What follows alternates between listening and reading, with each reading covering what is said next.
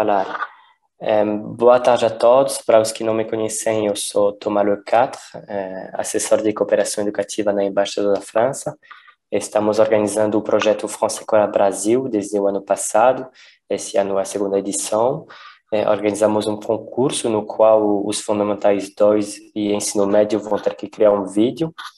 E então, para acompanhar os estudantes e os professores, estamos propondo várias oficinas, palestras e webinários. Hoje temos o prazer de estar conosco Pedro e Henrique, da organização da sociedade civil que se chama Viração. Eles vão nos falar de educomunicação. Essa palestra dura 1 hora, é interativa e participativa. Vocês podem ligar a câmera, o microfone, e de qualquer jeito vocês vão ter que participar, porque o Pedro tem uma atividade com todo mundo. E deixo a palavra para o Pedro. E a oficina está sendo gravada e vai ser disponibilizada depois para os participantes do projeto. Muito obrigado. Obrigado, Tomás.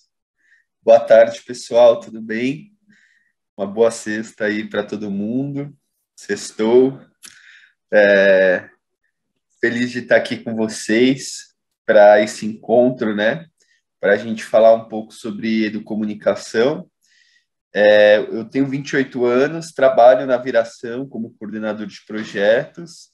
A Viração implementa diversos projetos voltados para jovens, adolescentes e jovens, sempre pautado pela educomunicação, que a ideia é que nesse encontro a gente fale um pouco sobre o que é essa educomunicação e isso possa ajudar vocês, né, a criar essas reportagens que tenho certeza, estou ansioso já para ver como vão ficar.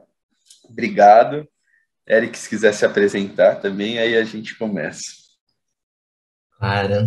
Oi, gente, boa tarde. Prazer, meu nome é Eric, sou aqui do Rio de Janeiro, um jovem ativista que vim aqui falar um pouquinho com vocês também sobre eu como comunicador, como uma pessoa nesse mundo, né, e as coisas que eu venho produzindo também, talvez, espero que dá algumas ideias, que a gente possa compartilhar bastante conhecimento. Eu sou ator, sou psicólogo, eu me formei recentemente e gosto de falar isso porque é a partir desse espaço, né, desse saber que eu adquiri, que eu consigo e faço as minhas comunicações, né, as minhas reportagens, os meus textos, vídeos, enfim. Mas vamos falar um pouquinho mais disso depois. Obrigado, Eric. Bom, então, para começar, né, o nome dessa palestra aqui, desse encontro, é Educar para Comunicar e Comunicar para Educar. E isso parte desse nosso princípio, essa palavra que eu falei no começo, chamada educomunicação. E aí, né, como atividade prática que a gente tem feito nos outros dias também, eu vou passar esse link no chat para vocês. Aí eu vou pedir, por favor, que vocês cliquem nesse link, entrem ali e vão aparecer vários campos. Vocês podem escrever uma palavra, né, por linha aqui, da forma que vocês acharem melhor, respondendo essa pergunta: o que é educomunicação para vocês? E aí a gente vai acompanhando aqui o que isso vai virar. Tá bom? Vou deixar 2 minutinhos, aí depois a gente fala um pouco sobre essas palavras que vão aparecendo aqui. Inclusive, o microfone está aberto. Se vocês quiserem já falar, quem já digitou quiser falar um pouco sobre a palavra que colocou, por que colocou, quiser falar um pouco sobre o que é educomunicação, alguém já conhece educomunicação, quer compartilhar com o grupo, fiquem à vontade. Eu creio que a minha não foi, mas eu disse compartilhar conhecimento. Perfeito, legal. Passa muito por compartilhar conhecimento, sim. A gente vai falar um pouco sobre isso. Obrigado, professora. Vou tentar aqui outra vez. Ó, tô vendo que muitas pessoas destrincharam aqui, né? A palavra educomunicação, colocaram comunicação e educação. Conversa, educação. Professor, eu entendi. Bonjour. Eu entendi que no mesmo tempo que educa, comunica as palavras. Exatamente, Pietro. É bem isso. Quando a gente comunica, a gente educa. E quando a gente educa, a gente também comunica. Muito bem respondido. Eu estava na palestra passada, então eu tenho uma ideia do que seria educação. Educomunicação seria educar, qualquer forma de educação, por meio da comunicação.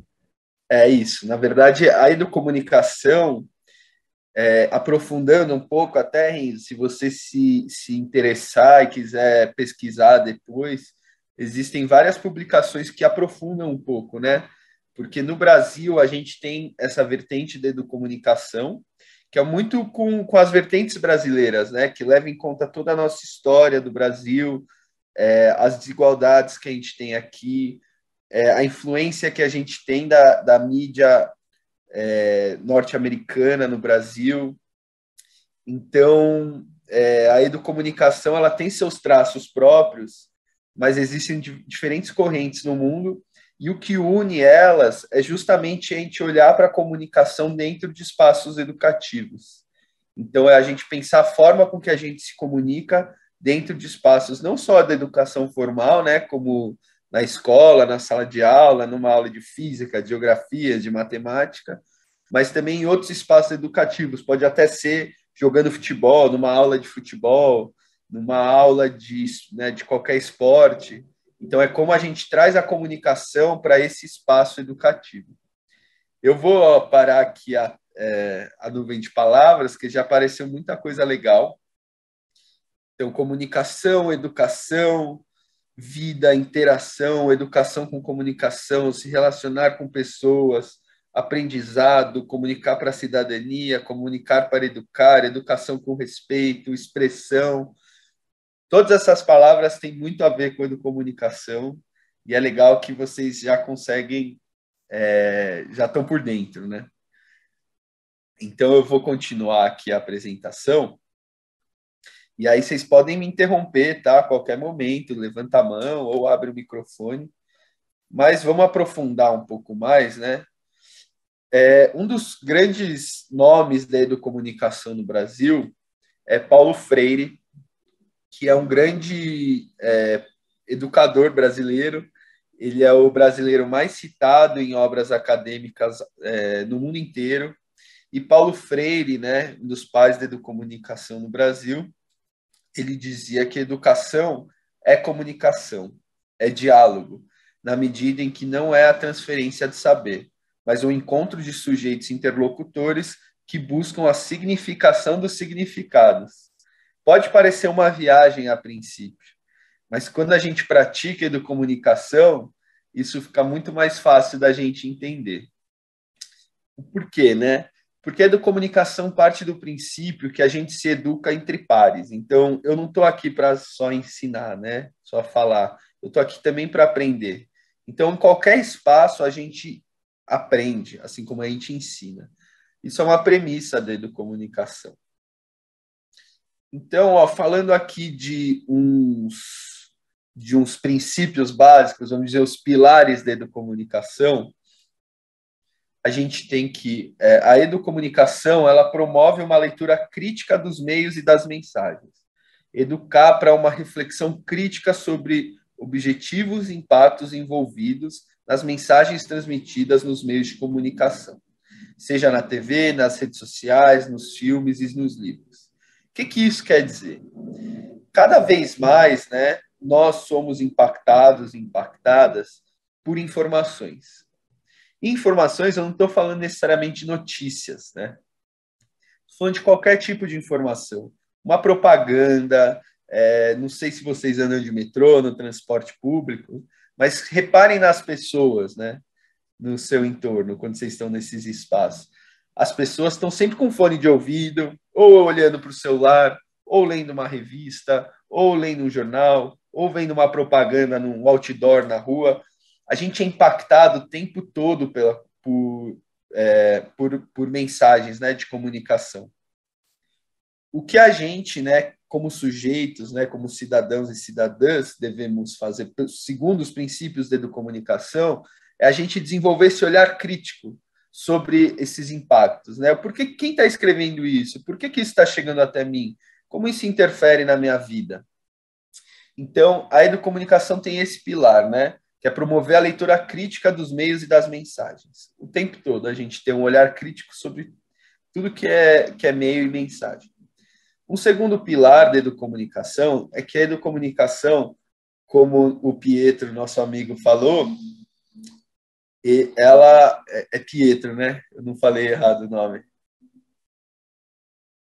Mas acho que é Pietro. E pode me corrigir, hein? É Pietro. Tá certo. Tá. Ela educa e comunica. Então, a gente usa a comunicação para mediar práticas educativas. Isso é um princípio da educomunicação também.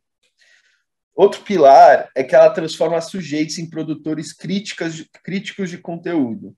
Isso porque a comunicação é um direito humano reconhecido pelas Nações Unidas. Então, não é só a gente ficar atento, né, à leitura crítica dos meios e das mensagens, mas a gente também produzir conteúdo crítico que faça com que outras pessoas reflitam sobre esses assuntos, né, que nos atingem como cidadãos e cidadãs. Outro pilar da educomunicação é promover uma comunicação libertadora, democrática e participativa. Ninguém deve se sentir excluído ou excluída. Todos devem ser reconhecidos e tratados como iguais. Qualquer pessoa pode participar. A educomunicação não exclui do debate, ela inclui no debate. Quanto mais diverso for o debate, melhor, né? Mais pontos de vista, mais aprofundado, mais complexo vai ser. Isso é ótimo, tá? A gente parte disso, da complexidade. E por fim, né? Isso é um resumo do resumo, tá, gente? A educomunicação é o campo, né, tem curso de graduação, então é uma área recente, mais complexa, que tem, inclusive, se vocês quiserem pesquisar mais depois, entre em contato comigo, sou mais que feliz de passar para vocês leituras interessantes, vídeos, materiais, para que vocês conheçam mais a educomunicação. Mas, por fim, né, ela é pautada pelos direitos humanos. Então, mais do que uma forma de garantir o direito humano à comunicação, as práticas educomunicativas acontecem para informar sobre e para garantir os demais direitos. Então, é sempre uma luta por direito. E não é porque está na lei que esse direito está garantido. A gente tem que lutar por ele. E isso é algo diário. E a educomunicação nos ajuda a comunicar isso, né? A fazer com que isso seja uma pauta coletiva. E agora eu vou passar para vocês 2 vídeos que falam um pouco sobre mudanças climáticas, sobre educomunicação. A ideia desses vídeos não é só que vocês prestem atenção no conteúdo, mas também no formato do vídeo. Talvez ele possa servir para vocês se inspirarem nas reportagens que vocês vão fazer, quem que eu vou entrevistar alguém, onde que eu vou filmar, sobre o que eu vou falar, enfim. A ideia é inspirar vocês com esses vídeos, e depois o Eric vai trazer o ponto de vista dele, né, um pouco da experiência dele como jovem ativista e produtor de conteúdo também, tá bom? Então é isso, vou dar play, tá?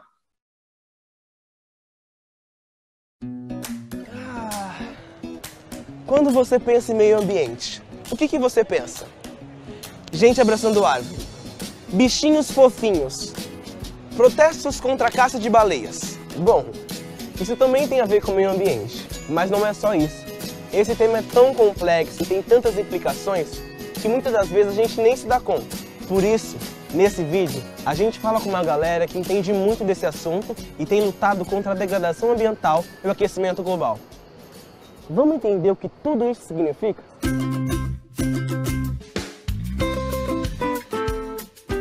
Mudança climática é uma palavra chata pra caramba, né, velho? Quando eu comecei a trabalhar com essa coisa muito louca assim, eu era muito criança, eu tinha 11 anos. Em uma aula de geografia, minha professora falou: os gases de efeito estufa em excesso lançados na atmosfera fazem mal para o meio ambiente. E eu falei, rapaz, se essas porra desses gases faz mal para o meio ambiente, faz mal para a gente também. Mas ao mesmo tempo não existia uma consciência, né, coletiva sobre o que realmente é essa mudança do clima. O planeta em si, ele já ficou muito frio e muito quente. Isso vai acontecer naturalmente. O que se fala tanto nas discussões de mudanças climáticas é a intensidade dessa mudança. O quanto nós, seres humanos, estamos interferindo no sistema natural do clima e como nós podemos nos adaptar a essa mudança tão brusca e tão rápida. No meu bairro, desde quando eu era criança, chovia e alagava e sempre foi um trauma na minha vida, ainda é. Então sempre veio sendo essa questão da conscientização do que eu faço com o meu lixo e do que... Então eu fui adotando, acho que até inconscientemente, sem saber da importância disso, desde quando eu era criança, a intenção de não jogar lixo na rua. Essa discussão é uma das discussões que a gente mais conversa o tempo todo, né? O que é que eu posso fazer e tal, blá blá blá. A primeira coisa é se perceber dentro de um sistema que é totalmente insustentável. Infelizmente, nós vivemos um sistema agroalimentar que produz exclusão, produz um desequilíbrio ambiental, fruto da forma de produção extensiva em monoculturas, em produção em áreas que deveriam ser preservadas ou de garantia a um meio ambiente saudável. Cerca de 10 corporações comandam todo o setor agroalimentar e essa é a parte primeira da discussão política do alimento. O quanto o Estado fica a serviço dos interesses do capital, dos interesses das grandes empresas. Quando a gente perde o controle daquilo que a gente produz, a gente não sabe mais o que a gente consome. A população fica sem saber se ela vai ter riscos em consumir aquele produto. E nós também temos esse aspecto do agronegócio, do uso intensivo de venenos, o agrotóxico, podemos falar claramente, são venenos que impactam desde a saúde de quem consome esses alimentos, algo que é descontrolado, que é a contaminação do solo e das águas por uso desse agrotóxico. Pô, caramba, a minha mãe plantava já, a minha avó também. Por que eu parei? Parei para comprar? Eu parei para consumir? Eu parei de fazer aquilo tudo que meus ancestrais já faziam para virar um mero consumidor? Aos poucos vai nascendo aí uma semente, né, na cabeça de cada um, de criticar, de questionar essas injustiças que tem relacionado ao alimento. Quando a gente fala da agricultura familiar, quando a gente fala de práticas sustentáveis, é resgatar esse domínio de uma relação mais solidária, mais cuidadosa com o solo, com a água, com o ambiente, com os animais e criando outro patamar de desenvolvimento, outra lógica de desenvolvimento que é mais inclusivo e mais participativo. Muita gente não se questiona os processos de coisas muito simples, desde do alimento que chega no nosso prato até a roupa que a gente veste, tudo isso gasta muito recurso natural. A gente que assim, da cidade, a gente perde essa relação. A gente comendo carne, por exemplo, a gente não tem o conhecimento do impacto que isso tem, que isso gera no meio ambiente. A cada quilo de carne que a gente come, a gente desmata 2 campos de futebol. E desmatamento é um dos principais fatores de mudanças climáticas, porque as árvores elas estão ali absorvendo o CO2 da atmosfera, e quanto mais a gente desmata a árvore, mais a gente fica sem os absorvidores, né, do CO2. A galera pensa tipo na floresta, no meio ambiente, na sustentabilidade, pessoas felizes curtindo na floresta, sabe? É verdade. E falam da sustentabilidade em terceira pessoa, sabe? A sustentabilidade que tá fora de mim e fora da minha vida. É verdade. Em vez de colocar em primeira pessoa, sabe? E também desromantizar no sentido também de... Não é um processo fácil, não é um processo legal, porque a gente já está naturalizado, inclusive, em outra vivência. Se a gente reduzir pelo menos um pouco o consumo, sei lá, não vou comer carne de segunda-feira, isso já tem um grande impacto, né? Se a gente começar a se conscientizar assim, nesse ponto de vista. Essas são mudanças a nível individual, que é de mudança de comportamento. E uma outra solução, que é uma solução mais macro, que está ligado à estrutura, né, política, é você, enquanto sociedade civil, enquanto agente de mudança, se juntar com seu colega e começar a questionar as estruturas. Desde uma campanha na internet, até uma marcha de rua, até fazer uma ação com um tomador de decisão. Por exemplo, em 2015 a gente entregou um troféu cara de pau para a ministra do Meio Ambiente, que na época era Isabela Teixeira, né? Porque ela estava lá em Paris, toda pomposa, assinando um termo de compromisso para acabar com o desmatamento ilegal zero em 2030. Aí a gente, rapaz, se é ilegal, não devia estar nem acontecendo, porque ela está assinando um termo para acabar com a ilegalidade. Aí a gente pensou na hora assim, o que a gente pode fazer, sei lá, para pautar a mídia? A gente entregou o troféu cara de pau para ela. Era tipo um toquinho de árvore desmatada, e aí a gente entregou, ela pegou, e aquilo gerou um alvoroço. São formas engraçadas e divertidas de você fazer algo. É estratégia mesmo de incidência, e organizações no mundo todo se valem dessas estratégias, porque a gente pode fazer isso. Por mais que o Estado diga não, a gente pode. Muitos dos movimentos que conseguimos até hoje foi por causa de jovens muito engajados que conseguiram pautar e falar diferente e meter o pé na porta. Essa mudança de pensamento que a gente quer nos jovens todos, tipo, reclamem, velho, vocês podem reclamar, vocês podem fazer alguma coisa. E só vai. Nossas atitudes podem ajudar a transformar uma cultura inteira e mudar a forma como nos relacionamos com a natureza e o meio ambiente. Curtiu? Então compartilha!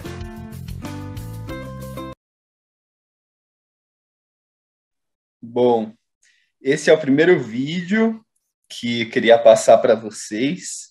Lembrando que é legal para ver o conteúdo, os temas que são falados, ver também o formato, pilha, enfim. Meio que para vocês pensarem um pouco na reportagem que vocês vão ter que fazer depois. Aí agora eu vou passar o segundo vídeo e depois a palavra é do Eric, tá bom? É isso. Nesse episódio vamos falar de educomunicação. Edu quê? Calma, imagina.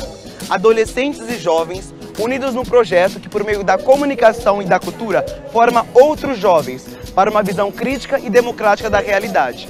O que o pessoal do Cine Campinho faz no bairro de Goianazes, em São Paulo, é uma das maneiras de exercitar o que chamamos de educomunicação. Só confere.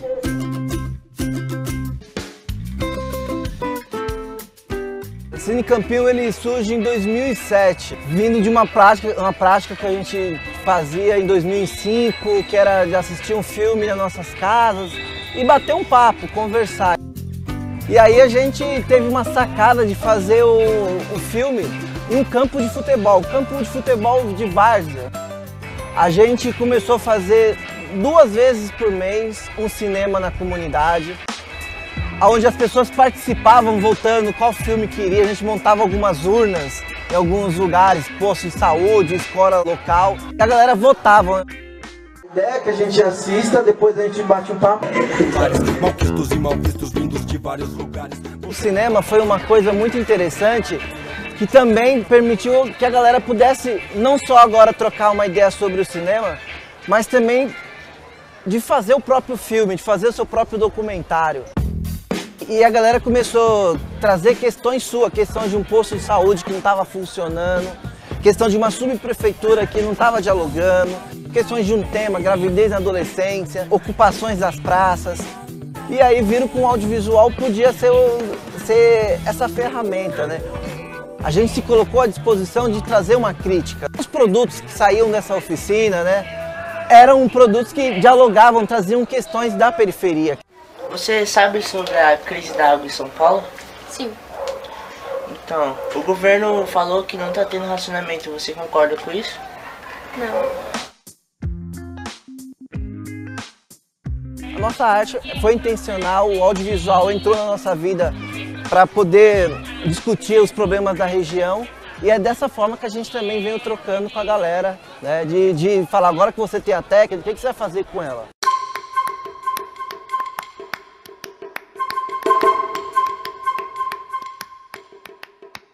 Tem surgido aí, de 10 anos para cá, 15 anos para cá, o que nós chamamos de novos protagonistas midiáticos e culturais, que são jovens de periferia, que organizam coletivos de comunicação e de cultura, e isso tem uma origem muito forte no movimento hip hop, que tem organizado aí sistemas de comunicação alternativos, desde produção de audiovisual, desde produção de sites, blogs, portais, enfim, construindo aí um ecossistema midiático alternativo, popular e com uma forte presença da questão racial. O direito à comunicação consta na Declaração Universal dos Direitos Humanos e na Constituição Federal Brasileira de 1988. No entanto, ele tem sido violado devido a um cenário de concentração e falta de regulação dos meios de comunicação social.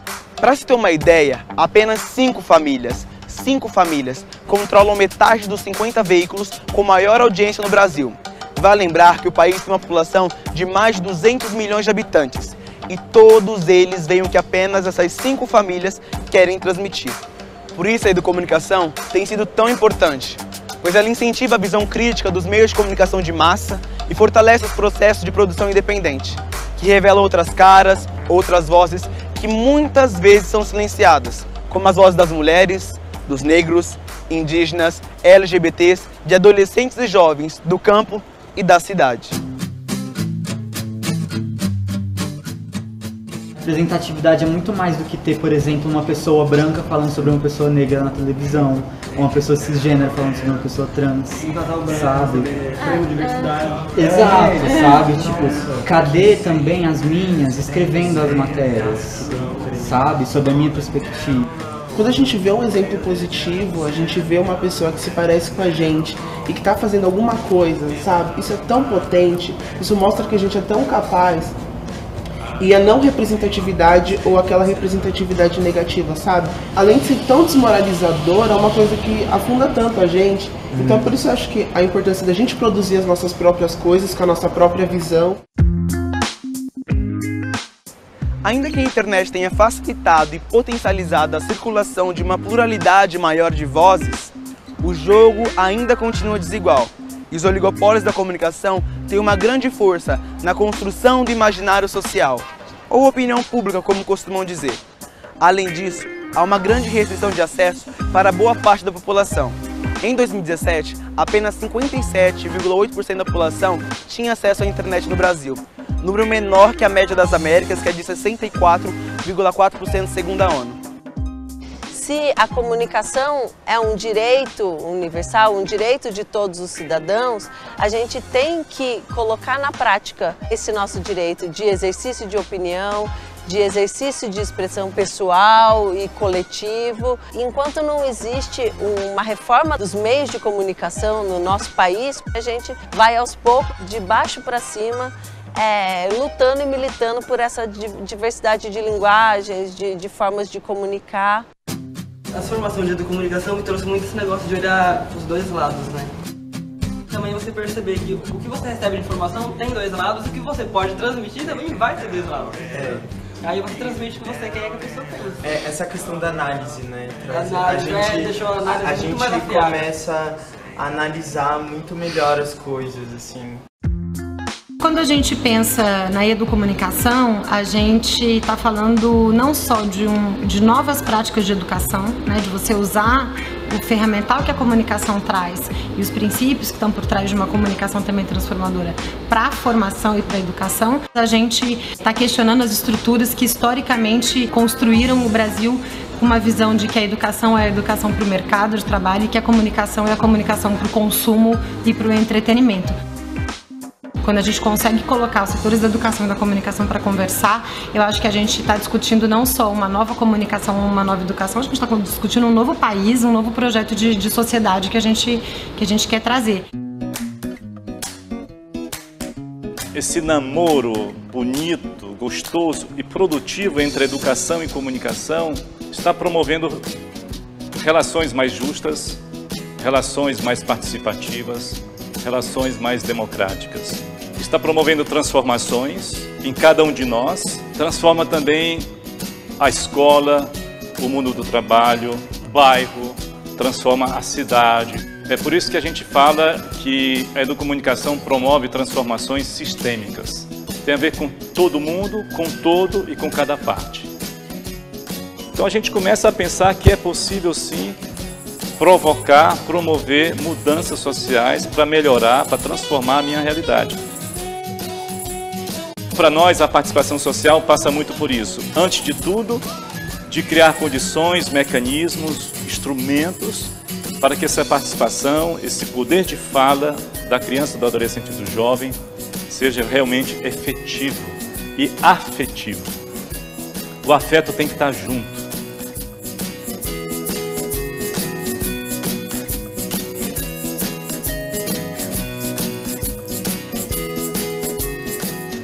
Sem uma comunicação democrática, plural e diversa, não há democracia. Por isso que a luta pela democratização da comunicação é tão importante. Vem com a gente.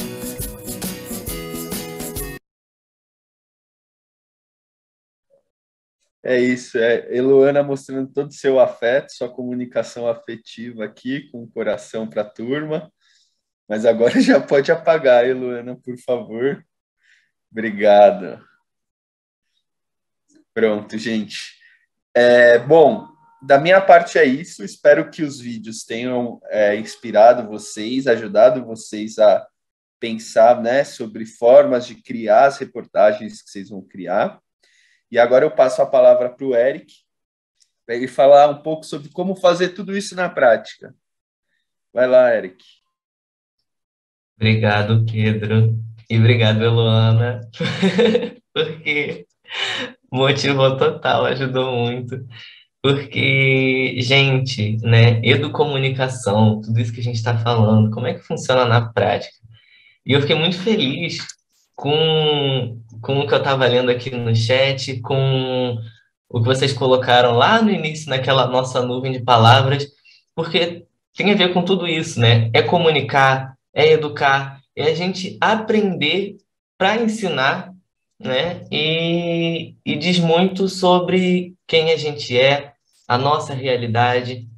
A gente, desde pequeno, é ensinado pela sociedade, né? Assim, é uma cultura, né? Ensinado a obedecer sem pensar, né? Então, a gente só reproduz. A gente vai reproduzindo os comportamentos. Ah, porque foi ensinado que é assim. Então, a gente vai lá e faz. Aí, depois, você cresce e ensina para outra criança que é assim. Ela vai lá e faz. E a gente vai. E a gente acaba perdendo o que a gente chama de pensamento crítico, né? Que o Pedro trouxe, o respeito aos direitos humanos, que o Renzo até colocou aqui no chat, né? Que é preciso fiscalizar para ver se os direitos humanos estão sendo respeitados de verdade. A gente sabe o quanto a nossa sociedade é desigual, quantos preconceitos, quantos problemas tem. O pessoal estava aqui no chat falando muito do aquecimento global, e não sei se vocês sabem, mas nós somos a última geração que pode impedir uma crise climática, né? Nós temos 3 anos. Se em 3 anos a gente não conseguir impedir a crise climática, o mundo vai mudar de uma forma que os cientistas falam que é irreversível. Então já fica aqui um pouco de comunicação também. Mas por que eu trago tudo isso? Porque a gente vê um monte de problema na sociedade e fala assim, alguém tem que fazer alguma coisa, né? Alguém tem que fazer. A gente sempre se incomoda, se indigna e fala, alguém tem que fazer, tem que fazer, tem que fazer, mas quem? Né? A gente está sempre jogando, é como se a gente jogasse a bola para alguém, né? Ah, toma que a responsabilidade é sua. Aí eu pego e falo, ah, não, é do Pietro. Aí o Pietro pega, ah, não, e fala, é da Laura. E a gente vai jogando a responsabilidade para todo mundo, quando na verdade todos nós somos responsáveis. Então, quando a gente entende assim, eu tenho responsabilidade, você também, né, todo mundo junto pode mudar e a gente precisa junto mudar esse mundo para um lugar melhor, e não digo só do mundo. A gente pode pensar na nossa rua, né, como a gente viu no segundo vídeo, por exemplo, né, do Cine Campinho. Eles começaram a falar da realidade deles, da comunidade deles, os problemas que eles enfrentavam lá. Então, isso foi uma das coisas que me tocou muito, né? Assim, enquanto eu me senti incomodado com as coisas, eu falei assim, alguém precisa mudar, né? Alguém precisa fazer alguma coisa, mas esse alguém sou eu, né? E somos todos nós. Então, quando eu entendi isso, eu comecei a estudar mais sobre os direitos humanos, a estudar sobre comunicação de uma forma que eu gosto, né? Como eu falei lá no início. Eu sou ator, Eu sou psicólogo, então eu gosto de estudar a sociedade. Eu gosto de estudar, assim, gente, como a gente aqui conversando, como é que acontece tudo isso, né? Os processos sociais, enfim. Então, eu jogo até essa sementinha, porque eu falo muito assim, a comunicação, ela vem... O que eu comunico diz de mim também, né? Então, como é a forma da gente comunicar? Né? O que você gosta mais, o que você quer mais falar, o que é mais urgente para você, como você vai falar, né? Você vai escrever um texto, você faz um vídeo, então tudo isso é comunicação, são formas de comunicar. Eu pareço um tiozão, Pedro ri de mim quando eu falo assim, porque eu falo assim, gente, essas maquininhas que a gente tem, né, telefone, o computador, tudo isso é muito poderoso. Eu estava fazendo ontem mesmo um vídeo para o TikTok, né? Eu estava fazendo uma edição. Eu falei assim, cara, isso é que nem cinema, sabe? Assim, eu estava editando num aplicativo. Então, pô, isso é que nem cinema. Eu tenho tanto poder com isso. Quantas informações chegam para a gente? E o quanto a gente pode falar também, porque todos nós temos poder. Então, foi entendendo e de início é meio esquisito, é meio difícil, né? Assim, falar, eu ficava assim, mas quem vai me ouvir? Né? Mas as pessoas ouvem, as pessoas prestam atenção no que a gente fala. Então, me joguei, comecei a escrever, né? Eu entrei como um jovem comunicador, né? Um jovem ativista para a viração. Então, eu comecei a escrever textos, comecei a fazer vídeos. Eu faço parte de um podcast também, então a gente está sempre, né, falando, fazendo vídeo, escrevendo, tudo assim, comunicando. Né? E comunicar, como a gente falou, é entender, é aprender e passar alguma coisa. E todos nós temos alguma coisa para passar para alguém. Então, assim como a gente está falando aqui para vocês têm alguma coisa para falar para a gente também, né? Tem alguma coisa para ensinar. Eu sei que a galera já está aqui no chat, por exemplo, que eu estou acompanhando, falando de vários assuntos, né? Falando de desmatamento, de crise climática, né? A gente viu até uma manifestação artística aqui no vídeo. Então a gente viu assim, várias formas diferentes que chamam atenção para assuntos importantes, né? Porque é isso que é educomunicação, é a gente comunicar um assunto importante, mas da nossa forma. A gente consegue fazer de diversas formas, falar com diversas pessoas, as pessoas ouvem a gente. Então, basicamente, foi assim, né? Eu tomei a minha responsabilidade, porque eu tenho responsabilidade na mudança do mundo, assim como todos nós. Entendi qual é a minha forma de lutar, né? Então, eu comecei a escrever para a Viração, fiz parte do Lab Jovens, né? Que é um projeto, né, da Embaixada da França também, para jovens sobre o ativismo, né, a responsabilidade com os rios e oceanos. Então, dá até um medo, às vezes, um assunto que a gente não conhece muito. Eu fiquei meio assim... Eu falo de direitos humanos, gente. Então, quando eu vi a oportunidade, eu falei, caramba, muito incrível, mas o que eu vou saber falar de oceano, de rios? Aí eu falei assim, não, mas eu não sei muito, eu vou aprender mais. Então, indo para o projeto do Lab Jovens, por exemplo, eu aprendi muito mais coisa. Conversei com muitas pessoas. E isso é que é legal, né? Que é uma troca. Eu te ensino alguma coisa, você me ensina outra. Quanto eu aprendi nesse processo, eu não consigo nem falar, porque assim, são coisas que eu estava usando hoje mesmo, né, no trabalho, fazendo hoje mesmo. Então, né, é isso. Educomunicação é uma troca, é a gente aprender, ensinar, é a gente poder falar sobre aquilo que está muito forte na gente, né? Seja desmatamento, seja mudança climática, seja, a gente falou até numa das outras sessões, né, se não me engano foi na quarta-feira, né, que a gente falou de quanto nós somos responsáveis pelo lixo que também é jogado no oceano, né? Então a gente tem que entender, diminuir, né, asfaltamento de ruas. A rua daí, por exemplo, asfaltada, aqui na minha rua, não, é cheio de buraco, é difícil pra caramba de andar. Então isso é uma coisa que me incomoda e que eu preciso falar também. Então, é um pouco sobre isso, assim, falando de um jeito mais geral. Isso que é ser ativista, isso que é falar de comunicação. É a gente poder falar aquilo que está muito forte na gente, para o bem ou para o mal, né, que está incomodando, que está sendo muito bom, e que a gente quer compartilhar. E a gente tem formas diversas de fazer isso, ainda mais agora que a gente consegue acesso à internet, né, mais facilmente do que alguns anos atrás tinha. Então, a gente tem muita informação, a gente passa muita informação, a gente consegue escrever, a gente consegue ver o vídeo de outras pessoas, né? Eu coloquei aqui no chat, por exemplo, os vídeos que o Pedro mandou para gente. Então, além desses, tem muitos outros que a gente consegue aprender. E aí, por que não fazer um vídeo também? Né? Outras pessoas vão aprender com você. Enfim, isso é comunicação, isso é ativismo, e isso é a gente ser responsável também pelo mundo, pela nossa sociedade, pelos direitos humanos, né? E fiscalizar, como foi falado. Muito obrigado, Henrique. Eu achei bem interessante. Muito obrigado, Pedro. Eu acho que poderíamos talvez passar a um momento de trocas de perguntas. Caso os alunos, os professores tiverem perguntas, vocês podem ativar o microfone e não sejam tímidos. Eu sei que vocês sempre têm muitas perguntas. As últimas oficinas, palestras, vocês tiveram muitas perguntas, só que está demorando para passar essa barreira. Eu gostaria de saber se dá muito trabalho para fazer esses vídeos para poder compartilhar com outras pessoas. Se dá muito trabalho fazer o vídeo, né, Laura? É isso que eu entendi.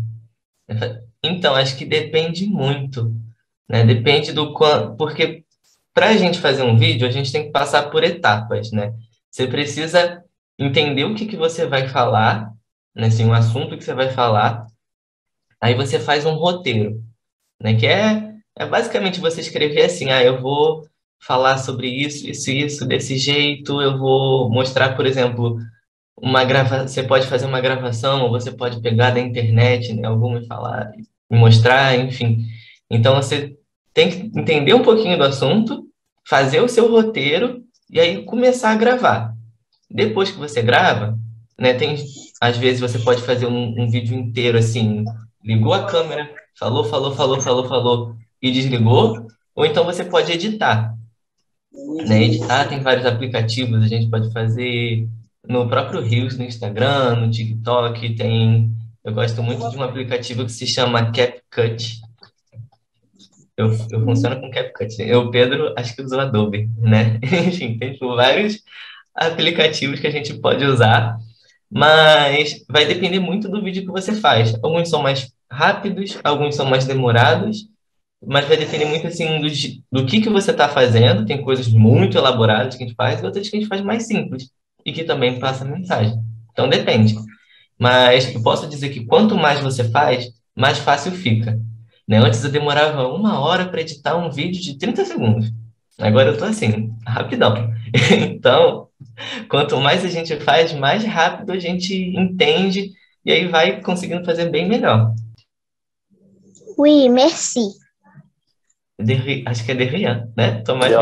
Derrian. Isso, Derrian. Na primeira oficina, a professora falou falar sobre a extinção de alguns animais aquáticos, né? Mas precisa ser exatamente sobre a extinção dos animais aquáticos ou pode ser sobre outro assunto? Então, você está falando do concurso, eu vou responder. A história que você vai ter, eu acho que você está em Fundamental 1, né?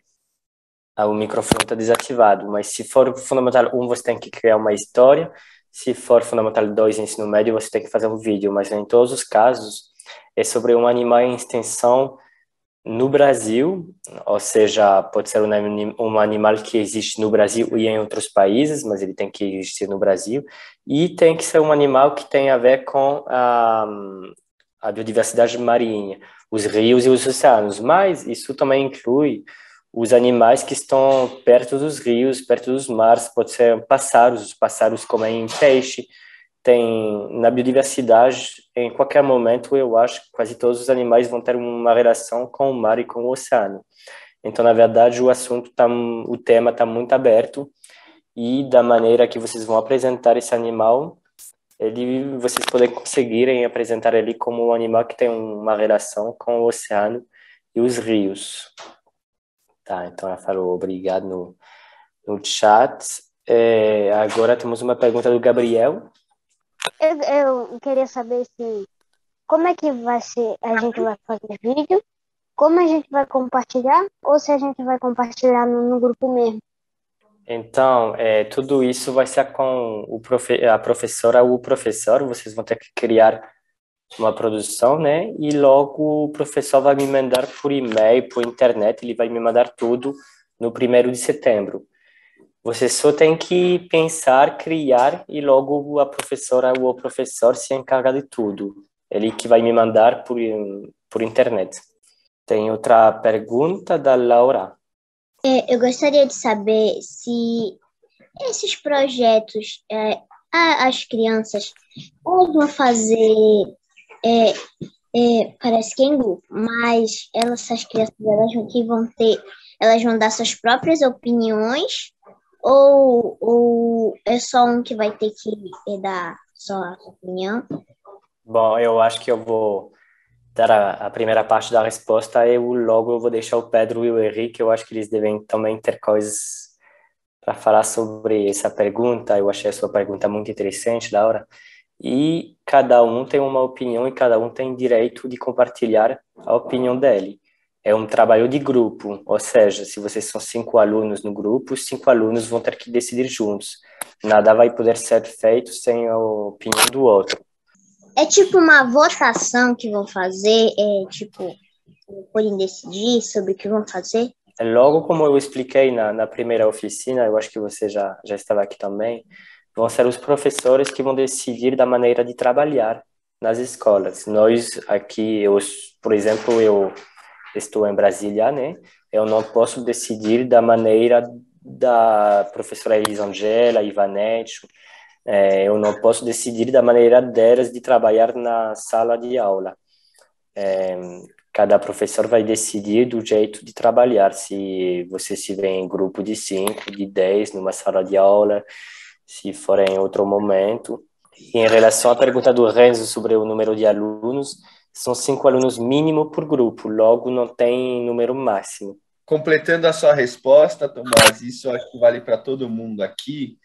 O que eu acho mais legal é vocês focarem nesse processo de construção do que vocês vão escrever ou fazer o vídeo. Não é nem se preocupar com o resultado final. Se vai ficar profissional, vai ficar um vídeo premiado. O mais importante é as perguntas que vão surgir enquanto vocês vão fazendo isso. Então, às vezes, vocês vão começar a pesquisar sobre um animal que está em extinção no mangue, como falaram aqui no chat, ou vocês podem, e a partir desse animal, vocês vão começar a ter curiosidade sobre outros animais, sobre o bioma, sobre o manguezal, sobre a comunidade que vive em torno. Então, o importante é vocês focarem nesse processo de construção, não tanto no resultado final. O resultado final vai ser no final. O importante agora é o processo, né? Então, isso vale para todo mundo. Focar nesse processo e, assim, quanto mais perguntas vocês tiverem, melhor. Então, aqui temos uma pergunta do Joaquim. O animal falado tem que ser necessariamente um animal em extinção ou pode ser um animal relacionado ao ambiente aquático já extinto? A ideia é que seja um animal em extinção. E se pode ser falado de animais que habitam nos mangues também? Eu acho que sim, já que mangue tem a ver com rios, com tudo isso. Se for pergunta em relação do concurso, do regulamento, das regras, vocês me podem mandar um e-mail. Eu vou colocar de novo o meu e-mail aqui, mas eu prefiro para os 2 últimos minutos que sejam perguntas para o Pedro e o Henrique sobre o tema do dia. Vamos ter que terminar, gente. Infelizmente, nessa conta Zoom tem outra oficina agora mesmo, né? Pedro e Henrique, eu deixo a palavra para vocês, para terminar. Eu queria só agradecer, adorei a interação de vocês aqui no chat. O Eric mandou aqui os links dos vídeos que a gente passou. Se vocês tiverem qualquer dúvida, qualquer pergunta, podem mandar um e-mail também. A gente pode se falar, vou mandar aqui meu e-mail no chat. E se vocês tiverem qualquer dúvida sobre educomunicação, conhecer outros projetos, estamos aí. Boa sorte para vocês. E é isso, tá, gente? Um prazer conhecer todo mundo. Eu não sei falar francês, mas eu sei falar merci. Então, merci. Eu só quero agradecer também, gente, e dizer assim, última mensagem, divirtam-se, né? Acho que é isso que o Pedro trouxe também. Foca no processo, no que vocês estão construindo, não pensa no resultado, porque tem que ser um vídeo assim, necessário. Vamos, é para ser divertido, né? A comunicação, ela é muito importante, mas é para ser divertido. Então, se divirtam durante todo o processo e boa sorte para todo mundo.